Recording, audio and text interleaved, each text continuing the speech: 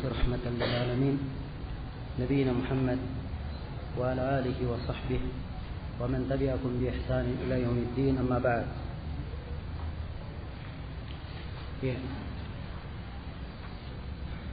Telah berlalu bersama kita ucapan Syekh rahimahullahu taala. Beliau berkata, "Fad-dunubu dararuha 'azim wa tanqisuha lil iman ma'lum." Kata beliau, dosa-dosa bahayanya sangat besar. Bahayanya sangat besar. Dan pengurangan dosa-dosa itu terhadap keimanan adalah suatu hal yang dimaklumi. Ya.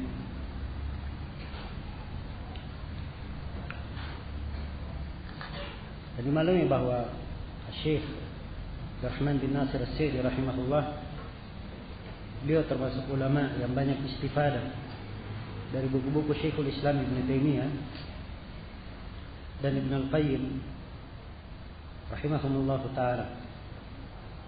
Ya.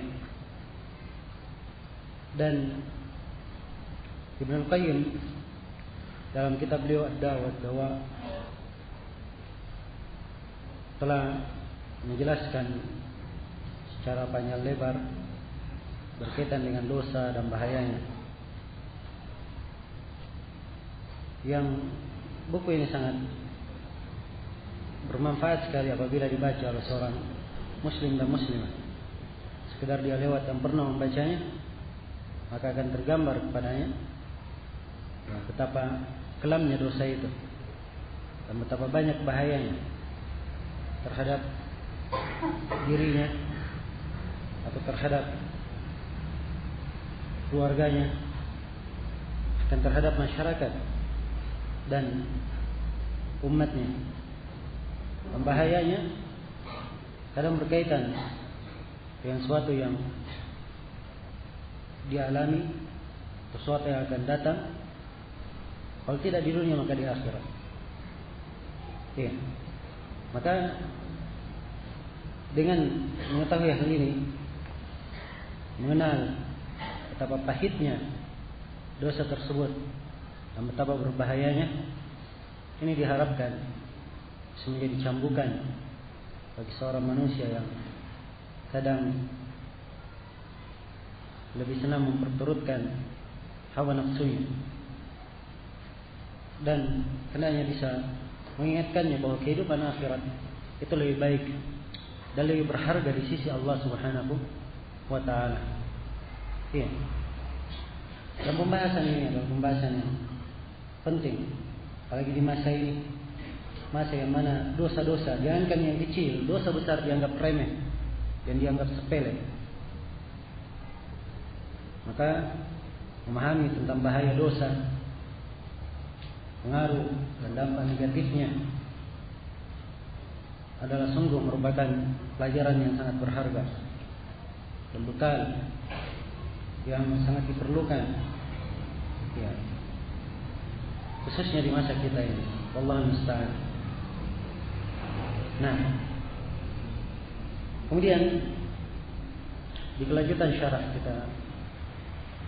kita baca tadi, kemudian Syekh rahimahullah taala berkata, "Kama anna Allah ja'ala min lutfihi tajannub al-kaba'ir sababan li takfir as-saghair."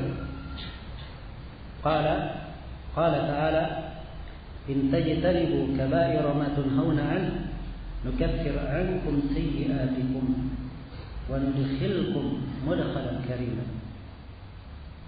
In tajtanibu, sebagaimana dari kelembutan Allah, dari perhatian Allah kepada hamba, Allah menjadikan meninggalkan dosa besar sebagai salah satu sebab yang menggugurkan dosa kecil. Allah Ta'ala berfirman, "In tajtanibu kaba'ira ma tunhauna 'anhu." Kalau kalian menjauhi, perhatikan kalimatnya, menjauhi. Iya. Artinya tidak mendekati. Tidak diibaratkan dengan kalimat meninggalkan. Sebab kalimat meninggalkan itu cenderung kepada orang yang mengerjakannya kemudian meninggalkan.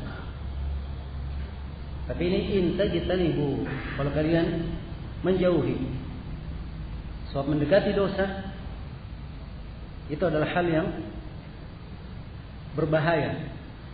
Dan di dalam ayat ini terdapat tanbih sekaligus isyarat harusnya seorang hamba menjaga dirinya, jangan mendekati sebab-sebab yang bisa mengantar dia kepada dosa. Ya. Sebab-sebab yang bisa mengantar dia pada dosa. Ini perlu diperhatikan, khususnya di masa ini.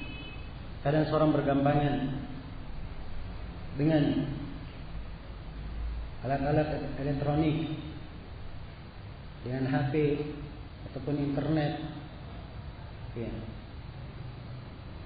ataupun fasilitas yang lainnya. Dan kadang syaitan membisikkan kepadanya sebuah maksud yang bagus, mengambil faedah, menambah pengetahuan, dan dia tidak tahu bahwa kadang itu akan menyeretnya kepada dosa. Dibiasakan dengan hal yang makruh. Setelah dia terbiasa dengan hal yang makruh, terbiasa dengan hal yang haram, mulai dari hal yang minim keharamannya, kemudian setelah itu dia lancang untuk masuk ke dalam hal yang lainnya. Nasallallahu alaihi wasallam. Ya. Maka dari ibarat intajtanibu, kalau kalian meninggalkan, atau kalau intajtanibu, kalau kalian menjauhi kabair ma tunhauna an, kabair dosa besar, tunhauna anhu, yang kalian dilarang darinya,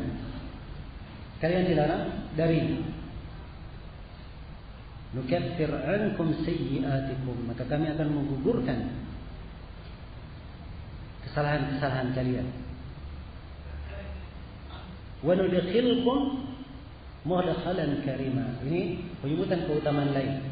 Digugurkan dosa, kesalahan kecil, ke dosa kecil, kemudian ditambah lagi ia akan dimasukkan ke tempat yang mulia. Ya. Akan dimasukkan ke tempat yang mulia. Diberikan sorga, atau diantar kepada amalan-amalan yang mendekatkannya kepada sorga. Amalan-amalan yang mendekatkannya kepada sorga. Nah, dan subhanallah memang berbeda nilai ketakwaan dan nilai keimanan antara para sahabat dan orang-orang yang datang setelahnya. Anas bin Malik radhiyallahu taala anhu pernah berkata dalam sebuah hadis yang diriwayatkan oleh Imam Al-Bukhari, Anas berkata, "Innakum lata'maluna a'malan hiya adabtu fi a'yunikum min asy-sya'r wa in kunna fi ahdi Rasulillah sallallahu alaihi wasallam lana'udduha min al-mubiqat." Kata beliau, sungguhnya kalian melakukan amalan-amalan pada hari ini. Ini Anas berucap kepada para tabi'in. Kalian melakukan amalan-amalan di mata kalian, amalan itu lebih halus daripada rambut, ringan. Ya. Padahal kami, kata Anas, di masa Rasulullah SAW menganggap amalan tersebut dari amalan yang bisa menghancurkan. Ya. Perhatikan perbedaan nilai keimanan dan ketakwaan, dan nilai kesadaran terhadap makna dan arti keislaman dan keimanan. Ya. Karena itu semakin seseorang mendalami keislaman cabang-cabangnya, kewajiban dan apa yang terkait dengannya, demikian pula didalami keimanan cabang-cabangnya dan apa yang terkait dengannya, maka dia akan semakin menjaga dirinya untuk jatuh di dalam pelanggaran. Iya. Dan ini termasuk, kalau saya bahasakan dan kalau benar ibaratnya, termasuk proyek di dalam kehidupan yang harus kita pikirkan. Iya. Yang harus kita pikirkan. Dia adalah sebuah perniagaan. Menjaga diri di atas amalan saleh dan meninggalkan dosa adalah sebuah perniagaan yang senantiasa kita jaga, bagaimana kita senantiasa beruntung darinya dan terhindar dari kerugian atau kebangkrutan. Iya. Wallahul musta'an. Semoga Allah Subhanahu wa taala memberikan taufik kepada kita semua dan kepada seluruh kaum muslimin dan muslimat untuk menjaga diri kita di atas keimanan dan ketakwaan, dan menjauhkan kita semua dari segala dosa dan segala perkara yang bisa mengantar kepada perbuatan dosa. Iya. Maka dari kandungan ayat ini menunjukkan bahwa dosa-dosa kecil itu digugurkan dengan amalan salih. Adapun dosa besar ini perlu taubat khusus terhadapnya. Ya. Karena itu kata Syekh Abdurrahman bin Nasir As-Sa'di rahimahullah, "Ammal kabairu fala budda laha min taubah." Adapun dosa besar, maka ini perlu taubat. Harus ada taubat. Ya. Harus ada taubat. Jadi siapa yang berbuat dosa besar, dia wajib bertobat dari dosa itu. Adapun dosa kecil, maka itu gugur dengan amalan-amalan saleh yang dia lakukan. Ya, dia berwudu, akan jatuh dosa-dosanya bersama dengan air wudunya. Dosa yang dilakukan oleh tangannya, ya, yang ada pada wajahnya, pada kepalanya, pada kakinya, sebagaimana dalam hadits Amr bin Abasa riwayat Muslim, dan juga ada dalam hadits Utsman bin Affan riwayat Muslim. Iya. Dan juga dia berzikir selepas salat, baca subhanallah 33 kali, alhamdulillah 33 kali, Allahu akbar 33 kali. Dia tutup dengan la ilaha illallah wahdahu la syarikalah, lahul mulku wa lahul hamd wa huwa ala kulli syai'in qadir.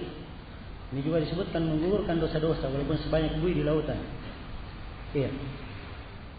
Dan Hudzaifah bin Yaman ketika ditanya oleh Umar bin Khattab tentang apa yang menggugurkan dosa, beliau terangkan bahwa salat, puasa, sedekah, amar ma'ruf nahi munkar itu menggugurkan dosa-dosa. Maka banyak sekali dari amalan-amalan yang dengannya menggugurkan dosa-dosa kecil seorang hamba.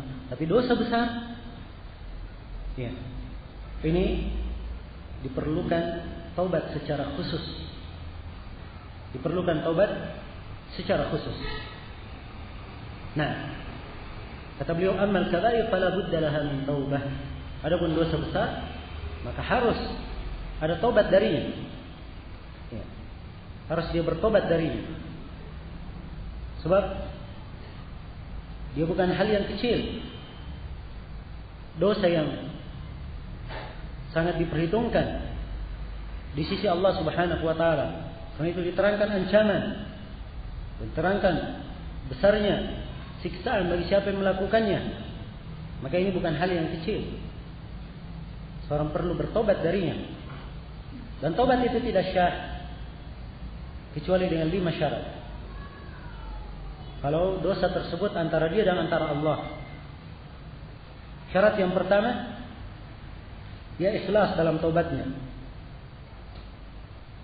Tidak terpaksa, tidak pula ingin dilihat oleh orang lain, tapi dia ikhlas karena Allah. Syarat yang kedua, dia tinggalkan perbuatan dosa itu. Iya.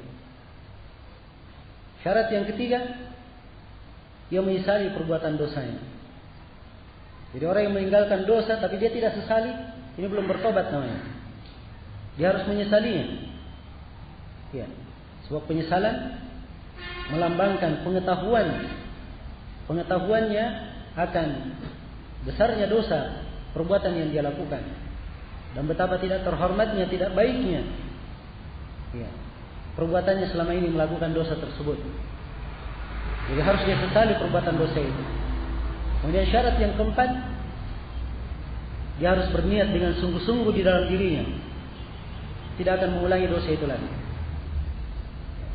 Kalau dia tinggalkan, dia sesali, tapi dia masih berpikir suatu saat dia akan ulangi, maka ini belum bertobat namanya. Kemudian syarat yang kelima, dari syarat taubat, dia bertobat sepanjang masih ada waktu. Ya. Dan pintu taubat terbuka seluas-luasnya sepanjang nyawa belum sampai di tenggorokan dan sepanjang matahari belum terbit dari arah barat. Iya. Kapan? Kalau terjadi dua hal ini, nyawanya sudah sampai di kerongkongan atau matahari telah terbit dari arah barat, maka tidak ada lagi manfaat taubat. Tidak ada lagi manfaat orang yang beriman. Ini 5 syarat taubat. Dan ini harus terpenuhi bagi siapa yang melakukan dosa besar. Bagi siapa yang melakukan dosa besar. Kemudian kata Syekh rahimahullah, wa ulima min hadzal hadits anna kull nass jaa fihi takfiru ba'd al-a'mal as-salihah lis-sayyi'at fa innama al-murad bihi as-saghair. Iya. Kata beliau, maka diketahui dari hadis ini bahwa setiap nas yang terdapat di dalamnya penyebutan pengguguran dosa disebabkan karena sebagian amalan salih, maka maksud dari pengguguran dosa ini maksudnya adalah dosa-dosa kecil.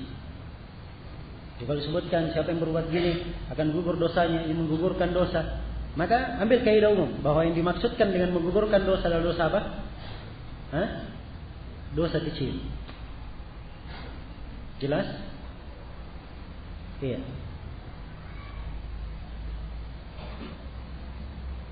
Kata beliau, lianna hadhihi al-ibadat al-kibar idza kanat la tukaffiru biha al-kaba'ir fa kaifa bima dunaha. Sebab ibadah-ibadah yang sangat besar ini, perhatikan ya, sangat besar dan agung dalam Islam. Salat 5 waktu, Jumat, kemudian puasa Ramadan. 3 ibadah ini saja hanya menggugurkan dosa kecil. Bagaimana pula dengan ibadah yang lebih rendah dari ini? Jelas? Karena itu sangat kuat ya pendalian beliau di sini. Ya. Nah, dan memang ada pendapat dari para ulama yang mengatakan bahwa pengguguran dosa dalam nas-nas itu juga ada kemungkinan pengguguran terhadap dosa besar. Ada pendapat sebagian para ulama tentang hal itu. Tapi yang pendapat, ya Allah alam, dia adalah pendapat yang tidak kuat. Ya.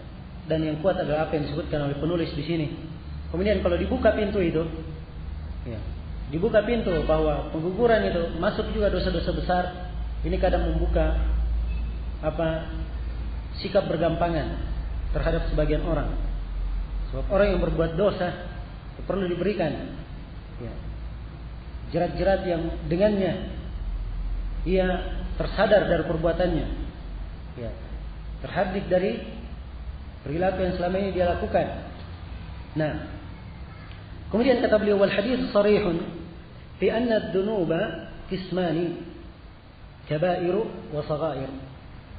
Dan hadis ini kata beliau adalah sharih, sangat tegas menjelaskan bahwa dosa itu terbagi 2. Dosa terbagi 2. Ada kabair, pertama dosa-dosa besar, dan ada saghair, dan ada dosa-dosa kecil. Ya, dan ada dosa-dosa kecil. Nah,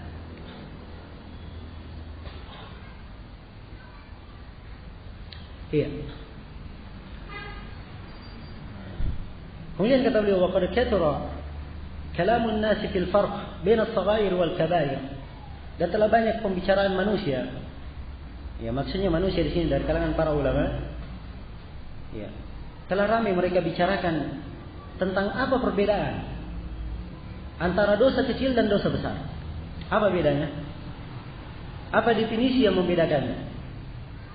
Kata beliau, wa ahsanu ma qila, definisi yang paling bagus yang dikemukakan, yang diucapkan dalam hal ini, bahwa dosa besar, kata beliau, innal kabirata ma ruttiba alaihi haddun fid dunya aw tu'ida alaihi bil akhirah aw lu'ina sahibuhu aw ruttiba alaihi ghadabun wa nahwuhu. Iya. Ini diantara ukurannya, ada apa yang disebut oleh beliau di sini? Beliau katakan dari hal yang paling bagus. Iya. Sebab mencakup seluruhnya masuk dalam definisi ini, tentunya dilihat dan dipelajari sebuah nafs. Iya. Nah, Dan di sini juga saya perlu ingatkan, ya sering ya kita masuk dalam pembahasan definisi ini dalam banyak bidang. Ya, di akidah, di fikih, di mustalah, usul fikih maupun yang lainnya. Definisi itu pendekatan. Ya. Definisi adalah apa? Pendekatan yang mendekatkan makna yang terkandung dalam apa yang didefinisikan. Jelas? Ya. Hakikatnya adalah dia mendalami apa yang didefinisikan. Setelah dia dalami seluruhnya, baru akan tergambar, ya, bagaimana kedetailan definisi itu. Kalau memang definisinya sangat detail, dan akan tergambar, ya, bahwa definisi itu kurang lengkap tatkala dia memahami apa yang didefinisikan. Jelas sampai sini? Sebab namanya pendefinisian itu adalah ijtihad. Ya, adalah ijtihad. Kecuali apa yang didefinisikan oleh Rasulullah sallallahu alaihi wasallam itu lain lagi halnya. Ya. Sebab pendefinisian dari Nabi sallallahu alaihi wasallam, tugas kita adalah memaparkannya dan mengambil himpunan hukum, ya, dan pelajaran darinya. Ini kaidah dalam belajar dan mempelajari ilmu-ilmu syariat. Baik. Jadi sini dalam definisi dosa besar beliau katakan bahwa dosa besar ukurannya apa yang ditetapkan atasnya hukum had di dunia.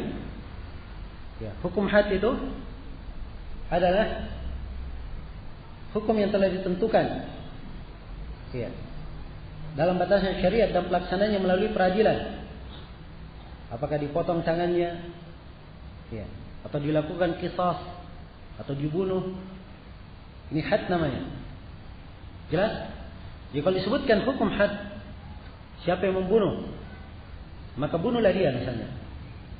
Maka ketika diperintah untuk dibunuh, ini menunjukkan besarnya dosa membunuh. Jelas sampai sini? Ya, ini ukuran. Kemudian kata beliau, atau diberikan ancaman di akhirat. Nah, diberikan ancaman di akhirat. Ya. Seperti ketika Nabi sallallahu alaihi wasallam menyebutkan, atau dalam Al-Quran dikatakan, "Wa may yaglul ya'ti bima ghalla yaumal qiyamah." Dan siapa yang mencuri harta rampasan perang, dia akan datang dengan harta itu pada hari kiamat. Sebutkan ancaman, menunjukkan bukan dosa kecil. Dia harus bertanggungjawabkan sampai akhirat. Iya. Jelas ya? Nah, dan ini banyak sekali contohnya. Banyak sekali contohnya. Atau disebutkan laknat, dilaknat pelakunya. Ya. Dilaknat pelakunya. Ketika Rasulullah bersabda, "La'anallahu man dzabaha li ghairillah." Allah melaknat orang yang menyembelih untuk selain Allah. Menunjukkan bahwa menyembelih untuk selain Allah ini bukan dosa yang kecil. Ya, bahkan karena dia adalah kesyirikan, maka dosanya lebih besar daripada dosa yang paling besar. Jelas? Atau la'anallah man la'ana walidayhi. Allah melaknat orang yang melaknat kedua orang tuanya. Apakah dia laknat langsung atau dia menjadi sebab orang tuanya dilaknat? Dia melaknat orang tua seseorang, akhirnya orang itu melaknat orang tuanya. Ya. Maka ini dihitung sebagai dosa yang sangat besar sebab disebutkan dengan laknat. Jelas sampai sini? Ya. Atau seperti Rasulullah bersabda, "La'anallahu riba." Ya. Wa akilahu wa mukilahu wa katibaihi wa syahidaihi. Ya. Allah melaknat riba. Orang yang memakannya, orang yang memberi makan dengannya, dua saksinya, dan yang menulisnya. Ini penyebutan laknat terhadap riba menunjukkan bukan dosa kecil, tapi dosa besar. Aurutiba alaihi ghadabun, atau disandarkan padanya, ya, kemurkaan. Ya, sandarkan kepada yang kemurkaan. Siapa yang berbuat begini, maka Allah murka terhadapnya. Allah murka terhadapnya. Wa nahwuhu, dan semisal dengan itu. Jadi ukuran-ukuran yang beliau sebutkan. Jadi kalau ada dosa yang diberikan ketentuan seperti ini akan mendapatkan begini dan begini, ancaman-ancaman yang besar, maka ini disebut sebagai apa? Dosa besar. Iya. Was-saghair ma ada dzalik. Kata beliau ada pun dosa kecil selain daripada itu. Selain daripada itu dihitung sebagai dosa yang kecil. Ini satu ukuran. Au yuqal, satu definisi ya. Definisi lain atau dikatakan al-kabairu ma kana tahrimuhu tahrim al-maqasid. Ya. Atau dikatakan bahwa dosa besar itu definisinya adalah dosa yang pengharamannya adalah pengharaman dimaksudkan pada larangan itu sendiri. Iya. Dimaksudkan pada larangan itu sendiri. Jelas? Tahrimul maqasid. Nah. Was-saghair ma hurrima tahrimal wasail. Iya. Adapun as-saghair adalah apa yang diharamkan pengharamannya karena wasilah. Dia bisa mengantar kepada dosa besar. Bisa mengantar kepada hal yang diharamkan. Beliau beri contoh fal wasail, ya wasilah-wasilah seperti kan nadarah al-muharramah, ya ma'al khulwa bil ajnabiyyah. Seperti nadar al-muharramah. Perhatikan ya bahasa beliau. Nadar melihat yang diharamkan. Ya.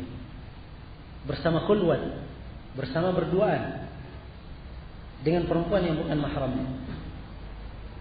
Dengan perempuan yang bukan mahramnya. Beliau sebutkan di sini nadar yang diharamkan sebab ada jenis nadar yang tidak diharamkan. Ya. Jelas? Nadar kepada yang bukan mahramnya tapi tidak diharamkan. Ya, saya akan terangkan di sini dari sisi perbedaannya. Baik. Jadi kalau dikatakan dosa besar, pengharamannya kembali kepada maksud. Dilarang membunuh. Ya. Sebab membunuh itu sendiri adalah hal yang dilarang. Jelas? Hal yang dilarang. Demikian. Adapun seperti misalnya, ya, menyentuh kulit perempuan atau berjabat tangan dengan perempuan misalnya, atau melihat kepada perempuan yang bukan mahramnya dengan syahwat atau bukan pada hal yang dihalalkan, bukan pada hal yang dibenarkan, maka ketika dia melihat, ini akan mengantar kepada apa? Kepada perbuatan yang diharamkan. Ya. Maka pengharamannya di sini pengharaman dari sisi apa? Dia bisa menjadi wasilah pengantar kepada sesuatu yang diharamkan. Itu bedanya. Jelas sampai sini? Iya. Maka nadar misalnya melihat pada perempuan ajnabiyah. Kenapa dilarang? Melihat kepada perempuan yang bukan mahram? Karena dia bisa mengantar kepada sesuatu yang diharamkan. Tapi apa yang diharamkan karena wasilah ini kadang dibolehkan kalau ada hajat atau keperluan. Kadang dibolehkan kalau ada hajat dan keperluan. Dan hajat dan keperluan ini kadang diukur dengan ukuran syariat, ada ketentuannya dari syariat, yang kadang diukur dengan iktibar darurat. Iya. Dilarang melihat kepada perempuan ajnabiyah. Tapi pada saat dia ingin melamar seorang perempuan yang bukan mahramnya, syariat mengizinkan untuk melihatnya. Kenapa? Sebab ada keperluan syar'i dibenarkan oleh syariat. Karena itu diizinkan untuk nazar. Ya, karena itu beliau batasi di sini nazar yang diharamkan. Sebab tidak seluruh nazar itu diharamkan. Jelas ya? Ya, demikian pula seorang dokter misalnya, asalnya tidak boleh melihat kepada perempuan ajnabiyah. Tapi kalau dia ingin mengobati, iya. Kalau tidak ada misalnya apa dokter yang lain dan atau dia harus segera ditolong, maka dalam hal ini darurat membolehkan dia untuk melihat seperlunya, melihat untuk seperlunya apa yang diperlukan di dalam pengobatan. Jelas sampai sini? Iya. Maka ini perbedaan-perbedaan dan mengenal maqasid. Sebab syariat itu semua ada maksudnya. Ada maksudnya. Kenapa diperintah begini? Ada maksudnya. Kenapa dilarang begini? Itu ada maksudnya. Dan memahami maqasid ini akan membuat seseorang semakin paham akan tujuan diperintahnya atau dilarangnya sesuatu. Iya. Nah, dan fikih ini yang banyak tidak dikenal oleh orang-orang yang belajar. Iya. Tidak dikenal oleh orang-orang yang belajar, apalagi orang-orang yang tidak belajar. Iya. Apalagi orang-orang yang tidak belajar. Dan subhanallah di masa ini, ya, termasuk masa yang kita diuji dengan sejumlah orang yang kadang kita baca sebagian tulisan, ini dalam bahasa Arab ya, sebagian tulisan kita baca, ya, hukum-hukum, penetapan hukum yang tidak dibangun sama sekali di atas maqasid syar'iyyah. Iya. Sehingga karya-karya yang seperti itu mendapat pengingkaran dari para ulama. Ya. Maka butuh fikih yang mendalam dalam memahami agama. Fikih yang mendalam dalam memahami agama. Iya. Dan di sini sekali lagi saya terus-menerus menekankan pentingnya mengambil dan belajar langsung dari seorang guru. Iya. Kadang seorang membaca dalam buku akidah misalnya. Dia baca dalam buku akidah, dalam kitab tauhid misalnya, dia baca apa hukum menyembelih di kuburan. Ya. Syirik akbar atau syirik asghar atau apa hukumnya? Nah, siapa yang bisa jawab? Hah?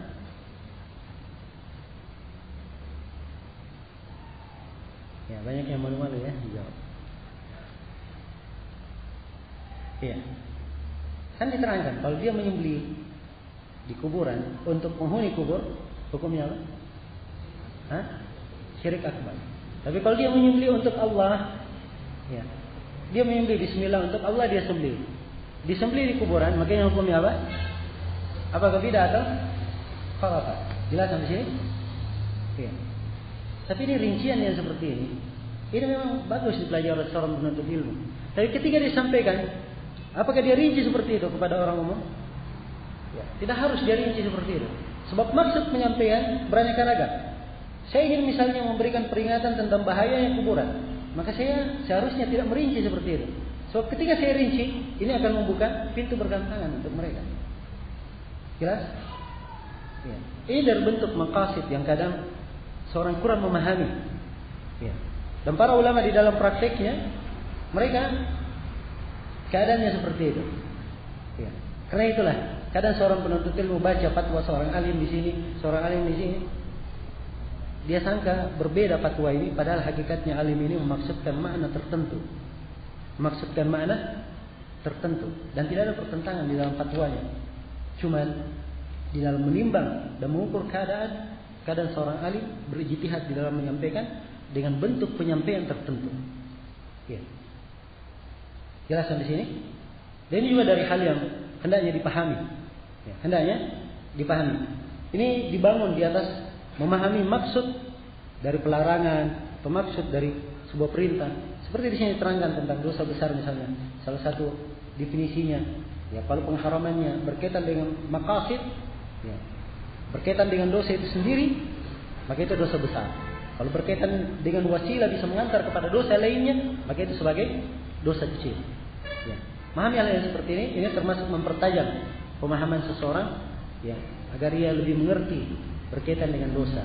Kemudian kata beliau al-kabirah, dan dosa besar nafsu zina, ya, seperti zina. Zina, ya, jangan dikatakan bahwa dia pengharaman wasilah. Ya. Kenapa dilarang zina? Sebab bisa mengantar kepada bercampur baurnya apa? Keturunan. Ya. Atau bisa merusak keturunan manusia. Itu akibat. Ya. Itu adalah apa? Akibat. Dibedakan antara maksudnya dan akibatnya. Ya. Jelas. Maka zina dia terhitung ke dalam dosa besar. Wa karibal fadl ma'a riba nasi'a. Demikian pula riba al-fadl. Riba al-fadl, riba tambahan. Ya. Riba tambahan. Dia menukar dua barang ribawi, dua barang yang berlaku atasnya hukum riba, dia tukar dengan saling menambah. Nah itu kata Nabi, man zada wistazada faqad arba. Siapa yang menambah atau minta ditambah, maka dia telah berbuat riba. Itu riba fadl. Contohnya misalnya seseorang menukar uang 100.000, dia tukar dengan apa? Ya, 110.000 misalnya. Orang yang punya uang kertas 1.000, ya. Banyak yang butuh 1.000 ya. Ya. Kumpul 100.000, ini 100.000. Tapi beri saya 110.000 atau 105.000 sebagai tambahannya. Ini dihitung apa? Riba al-fadl. Demikian pula yang biasa terjadi juga wal logam, ya.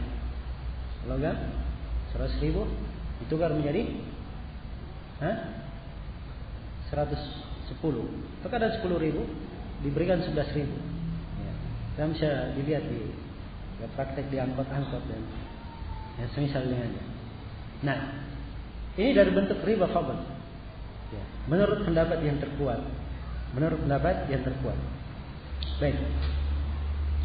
Ada riba nasi'ah. Ada namanya riba nasi'ah. Ya. Nasi'ah itu dari kalimat mengundur, mengakhirkan. Mengundur dan mengakhirkan. Iya. Dia meminjamkan suatu barang ribawi tidak kontan. Nah, seorang misalnya menjual emas. Iya, menjual emas. Dibayar dengan duit. Apakah rupiah maupun selainnya. Maka ketika dia beli emas ini dengan cara cicil, ini disebut dengan nama riba nasi'ah. Sebab dia buat dua barang ribawi yang sejenis.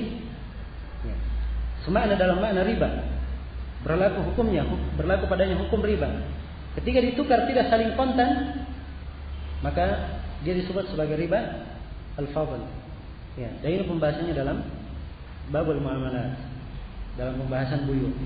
Kata beliau wa nahwi dzalik, yaitu riba dengan dua jenisnya, riba fadl maupun riba nasi'ah, semuanya adalah hal yang diharamkan.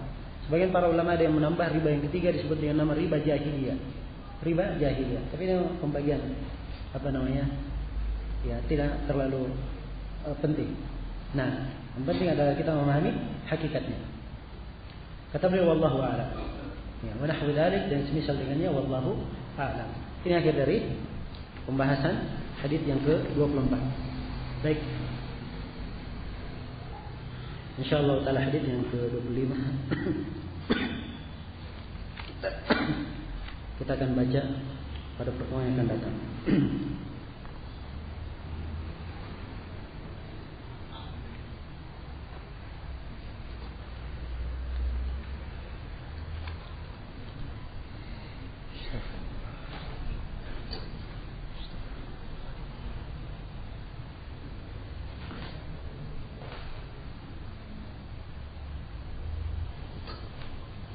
Ini ada yang bertanya, apakah sebab-sebab yang bisa membantu seorang itu untuk takut kepada Allah?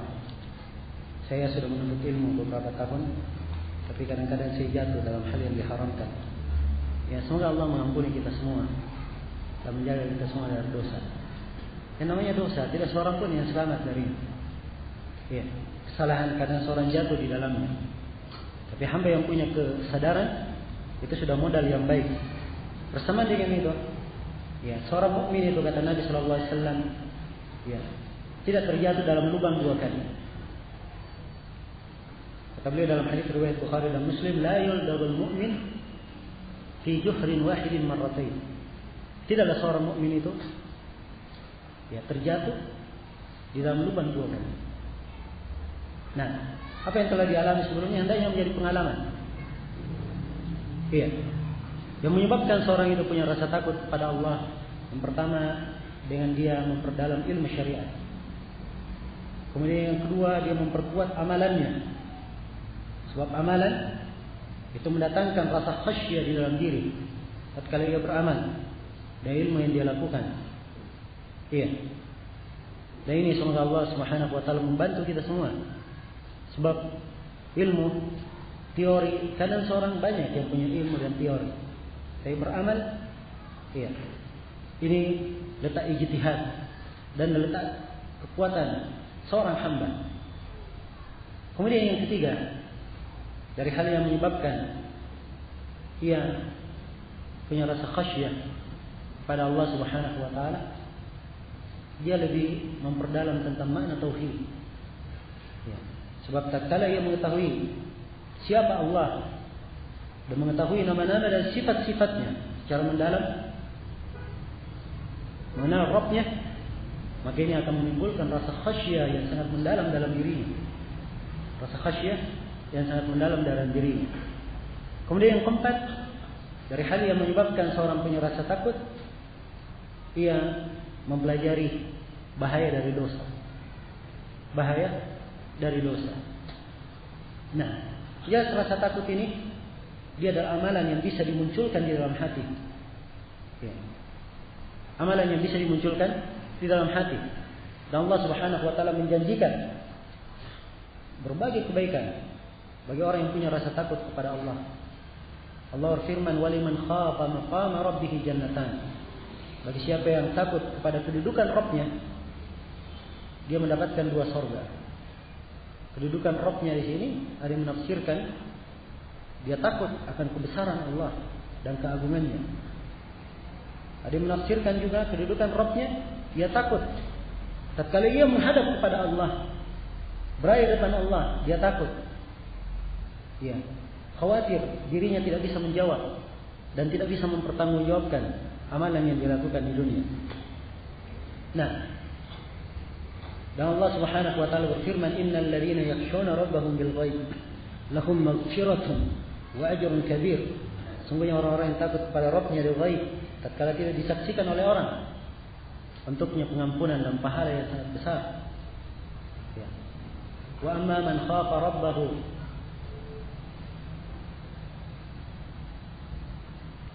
nah,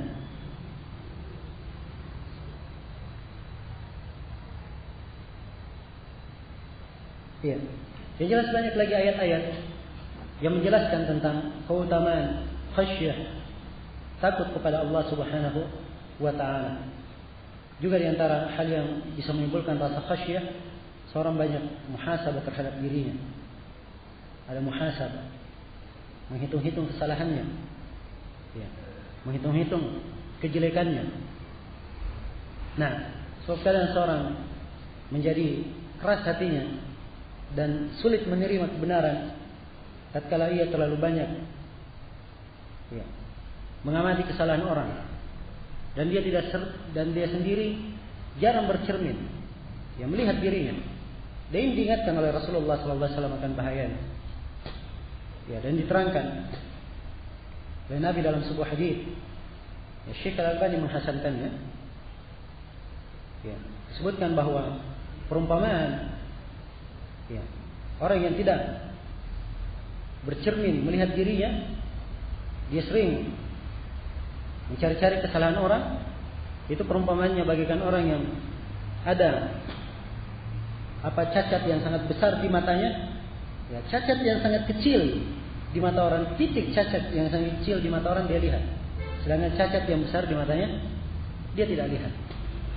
Ya. Ini asalnya dari hadis Nabi. Ya, mungkin inilah yang dibahasakan oleh orang Indonesia, ya, dalam pepatah yang masyhur berbunyi, semut di seberang lautan dilihat, ya, mata di pelupuk mata tidak nampak. Gajah di pelupuk mata tidak nampak. Iya. Wallahul musta'an. Dan sekali lagi, ikhwani fillah, seorang itu banyak berdoa kepada Allah, diberi taufik, diberi sadat. Iya. Sebab namanya manusia penuh dengan kelemahan. Penuh dengan kelemahan. Iya. Dan jiwa itu kadang ammaratun bisu, senang kepada hal yang jelek. Iya. Dia banyak berdoa kepada Allah, diluruskan hatinya, dikokohkan di atas petunjuk. Dikokohkan di atas petunjuk. Iya.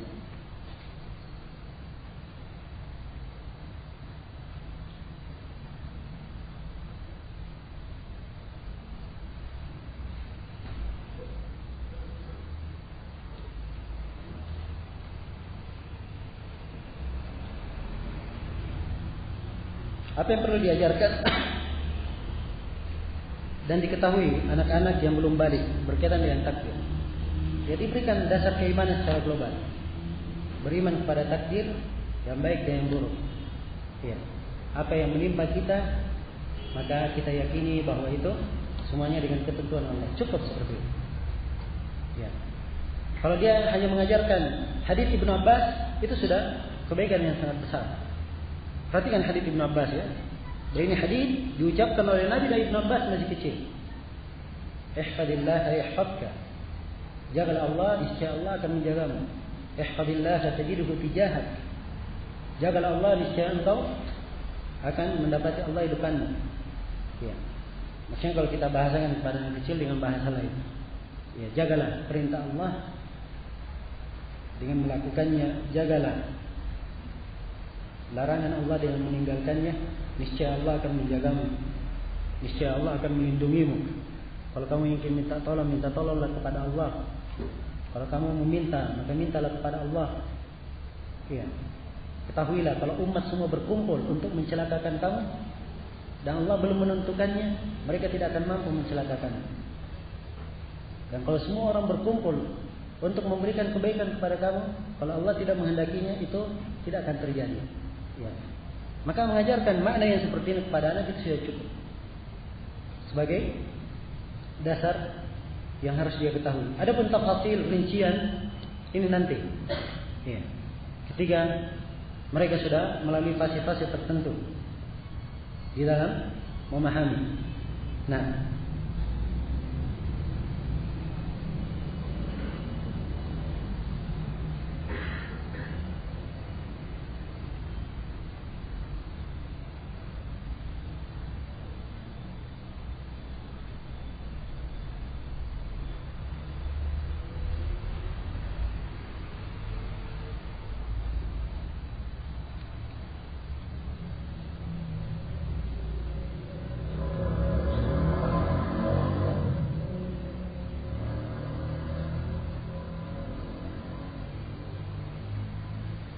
ibadah itu dibangun di atas dalil. Saya pernah melihat ada orang yang sujud dengan merapatkan ujung kedua kakinya. Alhamdulillah sudah ketemu dalilnya. Namun ada juga yang sujud dengan tetap membuka kedua kakinya tanpa merapatkannya. Ya. Adapun dalil tentang merapatkan itu dalam hadis Ibnu Umar diriwayatkan oleh Al-Hakim dan selainnya. Dan ada tambahan di situ, rafan baina qadamaihi. Ya. Beliau merapatkan antara kedua kakinya. Ini tambahan yang lemah dalam tahqiq cara ilmu hadis. Ya. Karena itu dilemahkan oleh sejumlah ulama di masa ini. Termasuk Syekh Muqbil rahimahullah taala melemahkannya dalam tahqiq Mustadrak. Maka asalnya kalau dia lemah, tidak ada tuntunan dalam hal ini. Ya. Bagi orang yang tidak merapatkan, dia yakini tidak ada tuntunan. Kalau tidak ada tuntunan, asalnya tidak dirapatkan. Itu dalil.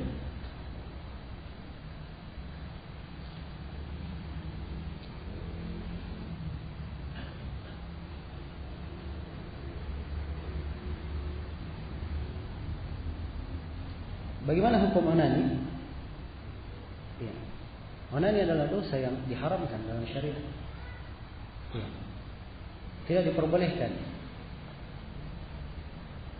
Tidak diperbolehkan. Sebab Allah Subhanahu wa taala berfirman dalam Al-Qur'an, "Walladzina hum li furujihim hafizun illa ala azwajihim aw ma malakat aymanuhum fa innahum ghairu malumin. Faman ibtagha wara'a dzalika fa ulaika humul adun." Orang yang beriman itu mereka menjaga kemaluannya kecuali terhadap istri dan budak yang dia miliki. Sekarang nggak ada budak kecuali terhadap istri. Siapa yang punya istri dengan nikah yang syah, itu namanya istri, halal baginya. Maka terhadap istrinya tidak ada masalah, tidak tercela. Kemudian Allah menyatakan siapa yang mencari selain daripada itu, maka mereka adalah orang yang melampaui batas. Dia selain daripada istri, apakah dengan zina, atau dengan hubungan sesama jenis, atau dengan onani, ini selain daripada itu, semuanya adalah apa? Diharamkan. Dan Allah Subhanahu wa taala berfirman, "Wal yasta'fifil ladzina la yajiduna nikahan hatta yughniyahumullahu min fadli." Hendaknya orang yang belum mampu untuk menikah menjaga kehormatan dirinya, menjaga kemuliaan dirinya sampai Allah memberikan kecukupan kepadanya. Jadi orang yang belum menikah dalam ayat ini disuruh apa? Suruh menjaga diri, bukan disuruh onani, ya. Atau disuruh berzina.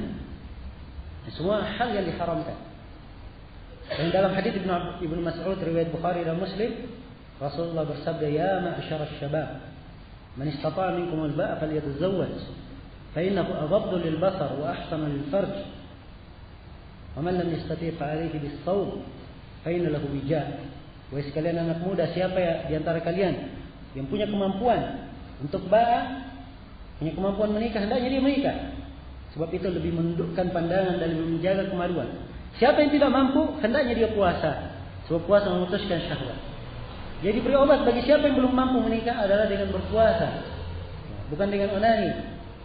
Bukan pula dengan yang lainnya. Maka hendaknya seorang berhati dari dosa ini. Ya. Dan dari kedokteran disebutkan berbagai bahaya bagi orang yang melakukannya. Berbagai bahaya bagi orang yang melakukannya.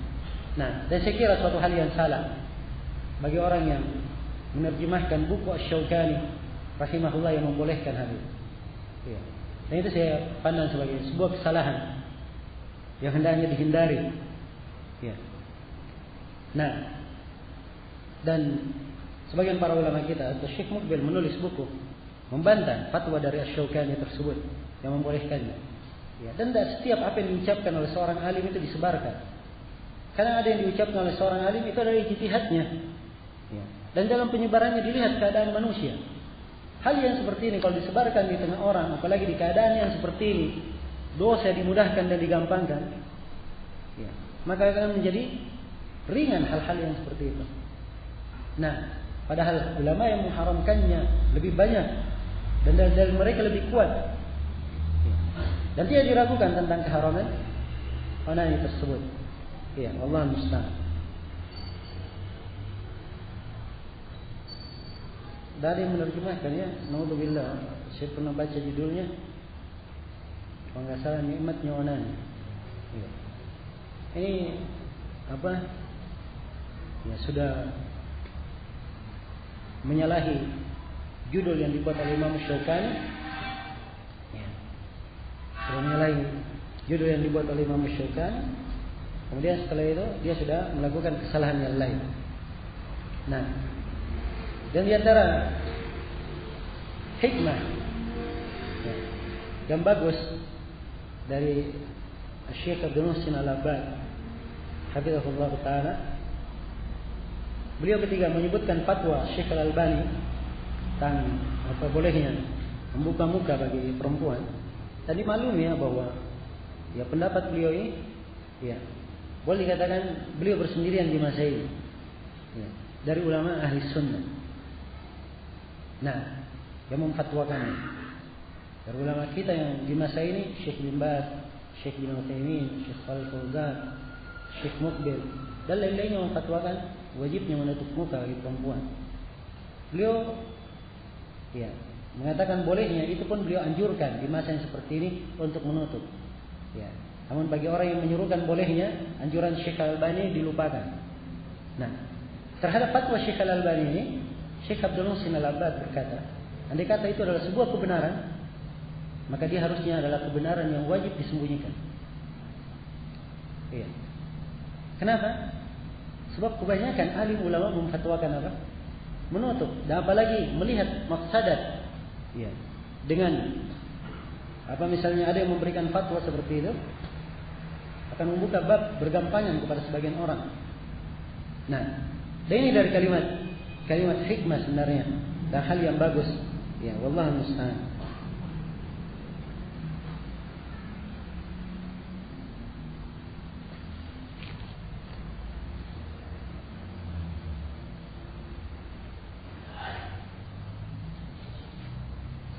Apakah penyebutan tahdir pada orang yang menyimpang, mubtadi, hanya boleh dilakukan oleh syekh, ulama atau ustaz saja? Ya tergantung jenis kesalahannya. Kalau kesalahannya jelas, terang, gamblang, ya. Nah, ada yang mencerca Abu Bakar dan Umar misalnya. Ya. Apakah antum katakan bahwa tunggu Syekh Fulan mau beri fatwa? Kan tidak mungkin. Ya. Nah, orang awam pun bisa berkata ini Syiah Rafidhah. Hati-hati kamu darinya. Boleh dia katakan seperti itu. Sebab ini adalah hal yang jelas dan gamblang. Ya. Tapi hal yang detail, ya, yang perlu pembahasan, ini kembali kepada orang-orang yang berilmu. Kembali kepada orang-orang yang berilmu. Nah,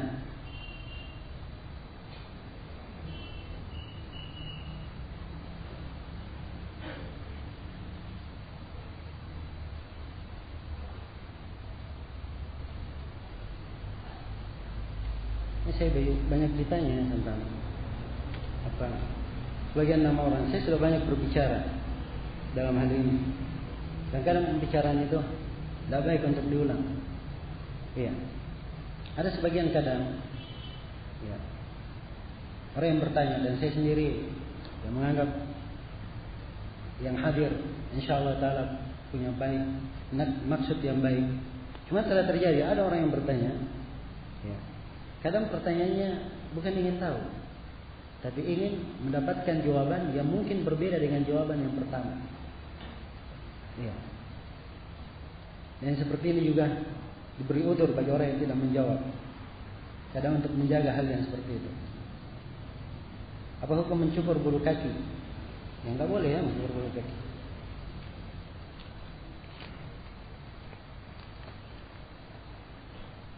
So, asalnya hal yang berada di atas penciptaan tidak boleh dirubah. Ya. La tabdila li khalqillah. Tidak ada perubahan terhadap ciptaan Allah. Kecuali kalau ada cacat, ya, ingin diperbaiki, diobatin dari masalah. Atau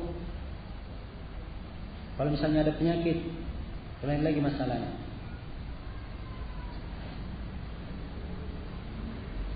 Bolehkah bekerja sambil berzikir dalam hati? Ya harusnya ini yang dilakukan oleh setiap hamba. Ya. Nah, dia melakukan pesan Rasulullah SAW. La yazalu lisanuka rataban bi dzikrillah. Terus-menerus lisan kamu itu basah dengan zikir kepada Allah. Ya alhamdulillah zikir ini dimudahkan. Ya, cuma di situlah letak kekurangan kita.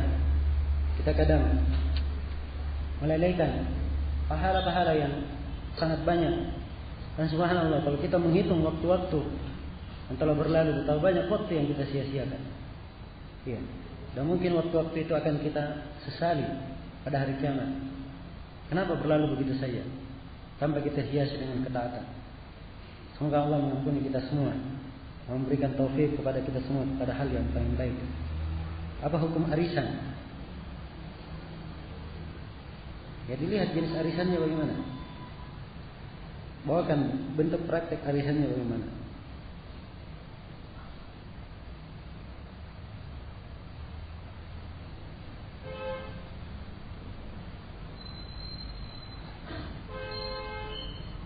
Apa hukum menyimpan uang di bank ribawi?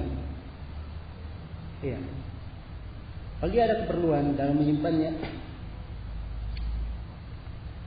maka tidak ada masalah, dia simpan sebatas untuk menjaga hartanya. Dan dia tidak mengambil bunga atau riba yang diberikan. Nah, kemudian harus diketahui juga bahwa di praktek bank itu tidak semuanya haram yang ada di situ. Bentuknya ada bunga itu jelas riba. Tapi transfer, kemudian disimpannya uang, kemudian ada transaksi melalui ATM dan dipungut biaya, itu adalah hal yang boleh. Ya, sebab itu adalah jasa. Dan kalau dari jasa itu diberi imbalan, tidak ada masalah. Iya. Yang tidak seluruh apa yang ada di dalam muamalatnya adalah hal yang diharamkan. Nah, sama dengan itu, bukan artinya kita menggampangkan masalah ini.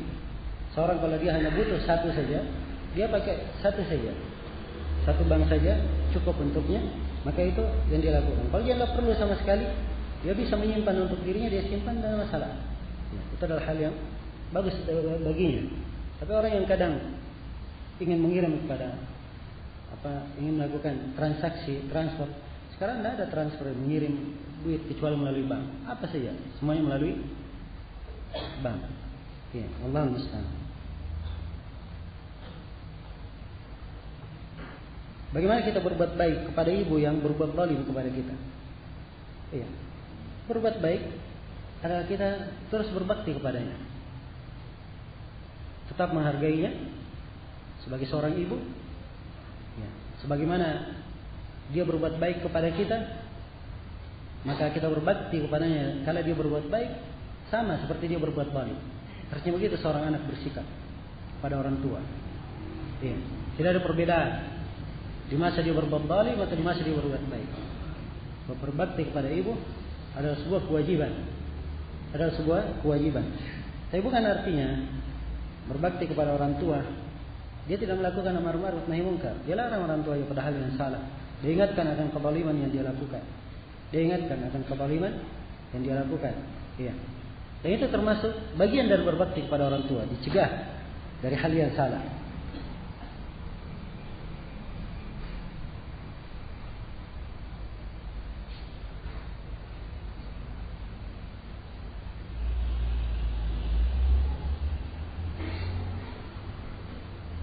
Sebagian ulama berpendapat bahwa pusar lutut, paha bukan aurat laki-laki. Apa hukum membiarkannya terbuka di dalam sholat atau di luar sholat? Kalau di dalam sholat nggak boleh terbuka. Ya. Nah, kalau dia buka pusarnya, ya dalam hal ini makanya akan menampakkan auratnya. Dan ini difatwakan oleh para ulama bisa membatalkan sholatnya. Bagi orang yang sujud saja kemudian nampak nampak bokongnya, ya maka ini dianggap membatalkan sholat.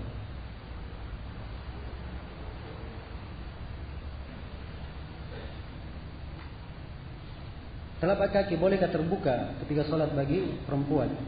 Jawabannya tidak boleh. Kalau dia sengaja membukanya batal sholatnya. Sebab itu termasuk aurat yang wajib ditutup. Dan ini dari perkara yang banyak perempuan bergampangan dengannya, dan banyak perempuan yang kadang tidak mengetahui bahwa kaki itu aurat tidak sama dengan telapak tangan. Ya, telapak tangan kadang boleh nampak dalam sholat, tapi untuk kaki ini sepakat para ulama. Kapan dia kelihatan, dia sengaja, batal sholatnya.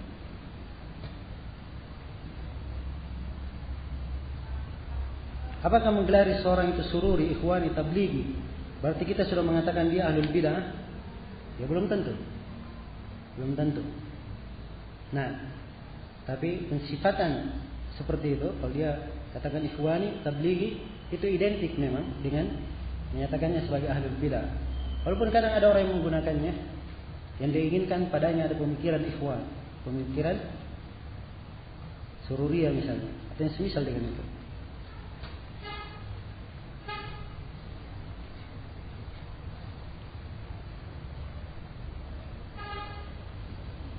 Apa hukum mencukur habis kumis? Ya, saya nggak paham apa maksudnya mencukur habis. Kalau mencukur habis yang diinginkan dia pakai silet kemudian dicukur sampai habis, ini nggak diperbolehkan. Nah, tapi kalau dicukur habis dengan mana dia gunting, ya, sampai habis, tentunya kalau pakai gunting masih ada, dia nampak sedikit dari akar-akarnya, seperti ini tidak ada masalah.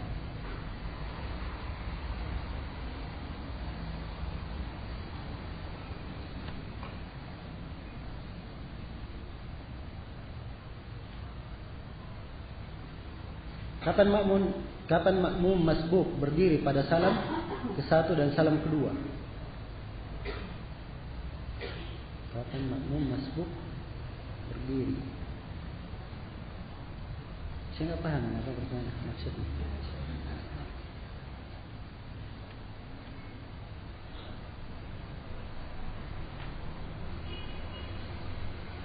Bolehkah menggunakan murattal atau sebagian bacaan Al-Quran, adzan untuk ringtone HP, jam weker?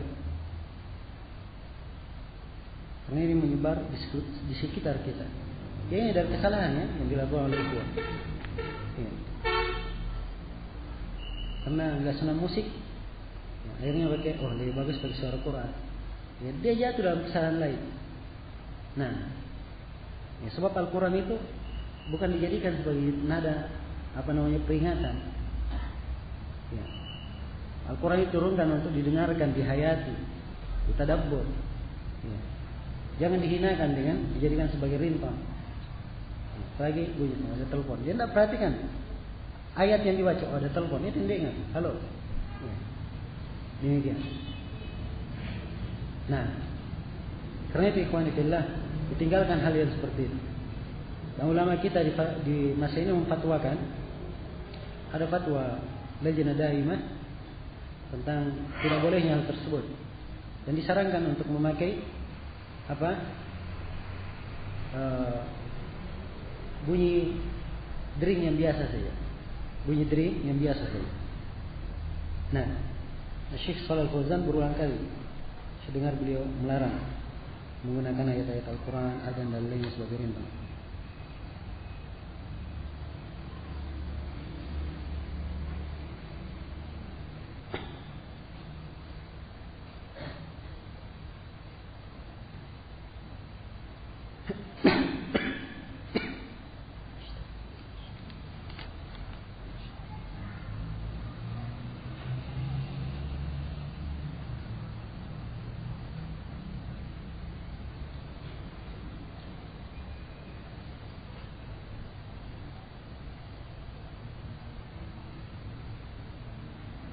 Orang Islam yang berbuat syirik, kemudian taubat, kemudian syirik, lagi taubat, sampai berkali-kali. Apakah seperti ini dibatasi sampai 3 kali? Setelah diterima taubatnya lagi, ataukah tidak dibatasi? Apakah seperti Islam murtad, kemudian Islam murtad sampai 3 kali? Ini pertanyaan. Ya, mungkin suatu yang berkembang di dalam benak. Apakah itu terjadi? Saya nggak tahu apa tergambar misalnya orang tobat dari kesyirikan. Kalau dia tobat dari kesyirikan, maka dia harus paham apa itu syirik, sehingga dia tidak terjatuh di dalamnya. Dan orang yang memahami syirik, ya, orang yang bertobat dari kesyirikan, dia harus tahu tercelanya kesyirikan. Tapi andai kata dia jatuh di dalam kesyirikan, ya, maka dilihat jenis kesyirikannya, syirik akbar atau syirik asghar. Nah, apa saja yang seorang bertobat dengannya di dunia, Allah Subhanahu wa taala mengampuni sepanjang dia bertobat dan tidak ada yang menutup pintu tobat. Demikian pula orang yang murtad, ya, sepanjang di akhir dia masuk Islam dan bertobat dengan tobat yang baik, maka diterima keislamannya, ya, di sisi Allah. Tapi di hukum dunia, kalau pemerintah menegakkan syariat ada yang murtad, ya, walaupun sekali, maka ia harus dibunuh.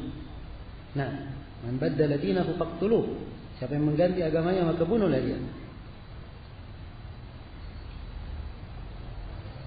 Ya, ini melalui peradilan, ya, melalui hukum peradilan, ya, melalui mahkamah syariat. Sebab hukum-hukum membunuh itu dalam hadis-hadis itu kaitannya melalui peradilan.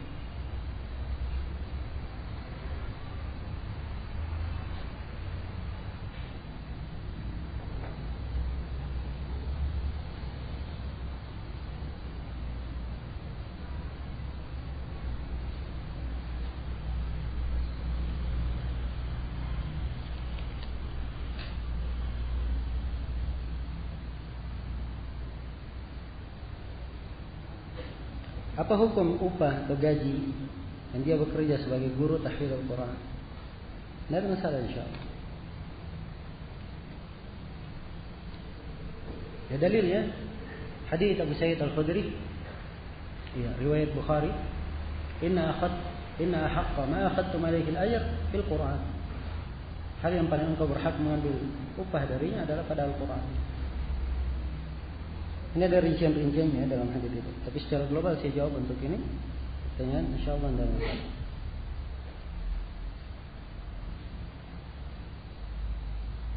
Ya, tapi tentunya dengan menjaga niat, menjaga keikhlasan. Iya.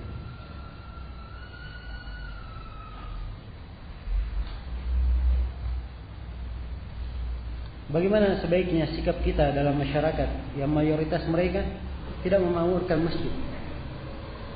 Nah, ini keadaan di kebanyakan masyarakat kita. Ya. Dan cara memakmurkan masjid itu banyak. Banyak cara memakmurkan masjid. Ya. Apakah dengan ditegakkannya sholat di masjid tersebut, atau ditegakkannya halaqah-halaqah ilmu, atau didirikannya tahfidzul Quran. Ya.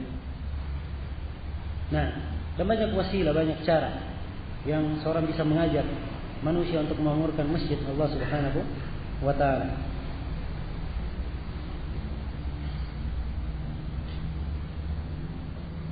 Baik. Ini yang terakhir.